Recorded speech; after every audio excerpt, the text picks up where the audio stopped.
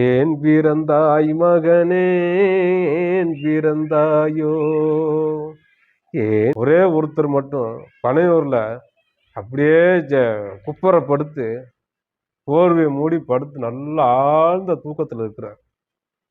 என்ன கொடுமை! தமிழ்நாட்டுக்கு வந்த சாபக்கேடை பார்த்தீங்களா? இல்லை ஒரு பிள்ளை என்று ஏங்குவோர் பலர் இருக்க, இல்லை ஒரு பிள்ளை என்று ஏங்குவோர் பலர் இருக்கு. 200 கோடி 300 கோடி சம்பளம் வாங்குறான்னு சும்மா கட்டுக்கதையை அவுத்து விட்டு இவன் அரசியல் வந்து காரணம் என்னன்னா, அங்க சினிமாவில் நடிச்சா 250 கோடி தற்கூரி சோம்பி கூட்டம், ஓநாய்கள் கூட்டம், இது RSS பிஜேபி சங்க பரிவார அமைப்புகள் ஏவிய ஒரு ஏவல் கூட்டம் தான், ஏவல் நாய்கள் தான் அந்த தற்கூரி நாய்கள். இன்னைக்கு பாத்தீங்களா இவங்களோட எப்படி? இத்தோட இவன் கதை முடிஞ்சது. என்னைக்கு ஒருத்தன் அரசியலா செய்யாம அவதூறா பேச ஆரம்பிச்சானோ அன்னைக்கு அவனோட அரசியல் வாழ்க்கை முடி.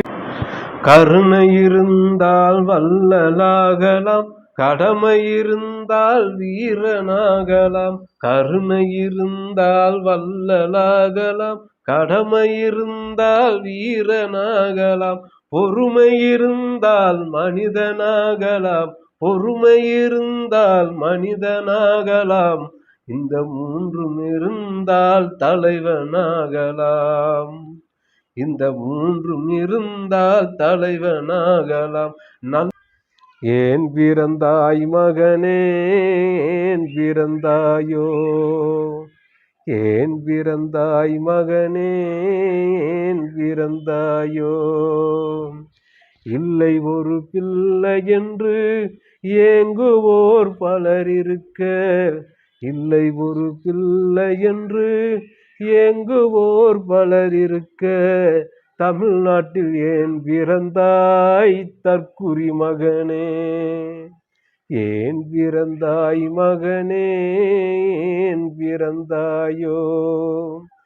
ஏன் பிறந்தாய் மகனே, ஏன் பிறந்தாயோ? நீ பிறந்த காரணத்தை நீயே அறியும் முன்னே, நீ பிறந்த காரணத்தை நீயே அறியும் முன்னே, அரசியலுக்கு ஏன் வந்தாய் அன்பு மகனே? நீ பிறந்த காரணத்தை நீயே அறியும் முன்னே, அரசியலுக்கு ஏன் வந்தாய் அரை வேக்காடே? ஏன் பிறந்தாய் மகனே, ஏன் பிறந்தாயோ? இல்லை ஒரு பிள்ளை என்று ஏங்குவோர் பலர் இருக்க, தமிழ்நாட்டில் ஏன் பிறந்தாய் தற்குறி மகனே, ஏன் பிறந்தாய் மகன்? சிரிக்கிறதா, அழுகிறதா, பரிதாபப்படுறதா, பாவப்படுறதா, என்ன நிலைமைன்னு பார்த்தீங்களா? இதைத்தானே ஆரம்பத்துல இருந்து சொல்லிக்கிட்டு இருக்கேன். இவங்கெல்லாம் தேர மாட்டாங்க. அரசியல் என்கிற அடி சுவடே தெரியாத அடி முட்டா பேளுக. 200 கோடி 300 கோடி சம்பளம் வாங்குறான்னு சும்மா கட்டுக்கதையை அவுத்து விட்டு இவன் அரசியல் வந்து காரணம் என்னன்னா, அங்க சினிமாவில் நடிச்சா 250 கோடி தான் கிடைக்கும். ஆனா அரசியலுக்கு வந்தா 1000 2000 கோடி சம்பாதிச்சிடலான்னு ஒரு நப்பாசையில, ஒரு பேராசையில அந்த மாதிரி வந்தவன் தான் இந்த தற்குறி. அந்த தற்குறி இன்னைக்கு அரசியல எவ்வளவு ஒரு கேள்விக்குறியா ஆயிருக்கான்னு பாத்தீங்களா? தற்குறி அதான் ஆரம்பத்துல இருந்து சொல்றோம். எந்த விதமான அடிப்படை அரசியலும் தெரியாத, அடிப்படை அறிவுனா என்ன ஒன்றுமே இல்லாத, அடிப்படை அறிவே ஒரு துளி கூட இல்லாத தற்குறி கூட்டம், குரங்கு கூட்டம், ஓநாய் கூட்டம், தெருநாய் கூட்டம், சோம்பியல் கூட்டம். இந்த கூட்டத்தை நம்பி வாக்களிச்சிங்கன்னா உங்க நிலைமை, நீங்களும் நாளைக்கு இதே மாதிரி தாவி கரண்ட் கம்பத்திலையோ இல்ல மரத்துல ஏறியோ இந்த புத்தி உங்களுக்கு வந்துடும். மிருதன் படம் பார்த்திருப்பீங்க. அந்த சோம்பி ஒருத்தனை கடிச்சா அவனும் சோம்பியா மாறுவான். இப்படியே மாறி மாறி மாறி மாறி ஒரு பெரிய ஒரு சிட்டியே பூரா சோம்பி ஆயிடுவாங்க. அந்த மாதிரி எல்லாத்தையும் ஒரு தற்குறிகளாக்கி தமிழ்நாட்டில் இந்த மாதிரி ஒரு கேடுகட்ட கேவலமான வேலையை செய்யறதுக்கு அரசியலுக்கு வந்திருக்கானே, இவனுக்கெல்லாம் நீங்க பாடம் சொல்லணும். நீங்க சொல்ற அந்த பாடம் இத்தோட இவன் தமிழ்நாட்டு அரசு இவன் திருந்த மாட்டான். யார் இவனுக்கு பாடம் எடுத்தாலும் இவன் திருந்த மாட்டான்.